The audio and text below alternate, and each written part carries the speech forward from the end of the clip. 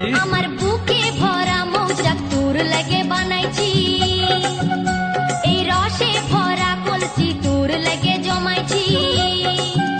আমার বুকে ভরা মৌচাক তোর লাগে বানাইছি, রসে ভরা কলসি তোর লাগে জমাইছি। মধু গিলে খাবি কি, আমায় চুষে খাবি কি?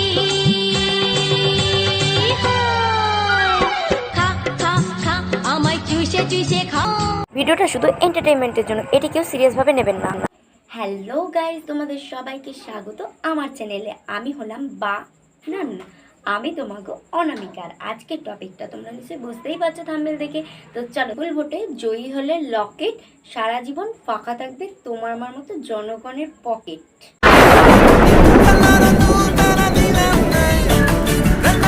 দেখেছো বন্ধুরা কিরকম? আর আমরা সামান্য জনগণরা যদি একটু কিছু করি তাতেই কত দোষ।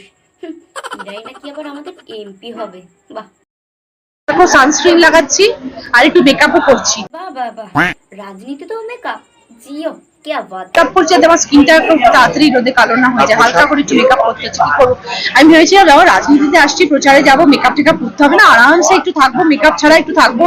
সারা জীবন তো মেকআপ করে এসেছি, ভেবেছিলাম মেকআপ করতে হবে না, কিন্তু এই যে গরমের মধ্যে একটু মেকআপ না করলে আমার স্কিনটা একদম ফুটে যাবে, তাই জন্য একটু মেকআপ করছি। क्या सीन है, वाह क्या सीन है। তো গরমে সব থেকে আগে দই খাবে। তুমি না বললে তো আমি জানতেই পারতাম না যে গরমে দই খেতে হয়। दई कंट्रोल कंट्रोल खत्म, बाय बाय टाटा गुड बाय गया। আমরা তো ভালো ভালো দই খাই, আমরা তো এখানেই থাকি, ভালো ভালো গরুর ঘাস খাই, সেই ঘাসের তৈরি দই। তুমি কি একটু খাবে? দেবো একটু বাড়ির জন্য দিদি। দিদি যে কি ভেবে আমাকে নিয়ে চলে এলেন। দিদি তো ভালো লোককেই নিয়ে এসছে, তুমি না আমাদের দিদি নাম্বার 1, আর আমি আছি তোমার পাশে। আমি কিন্তু তোমাকেই ভোটটা দিচ্ছি। চলো। মানে আমি জানি না, মানে মানুষের তো একটু অভিজ্ঞতা থাকলে একটু কাজটা করতে সুবিধা হয়।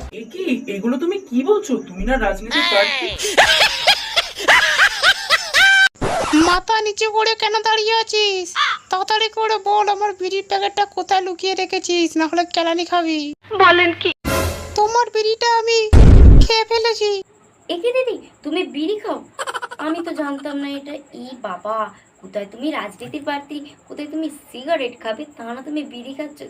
দূর ঢ্যামনার দল, আমার সব বিড়িটা তুই খেয়ে ফেলেছিস।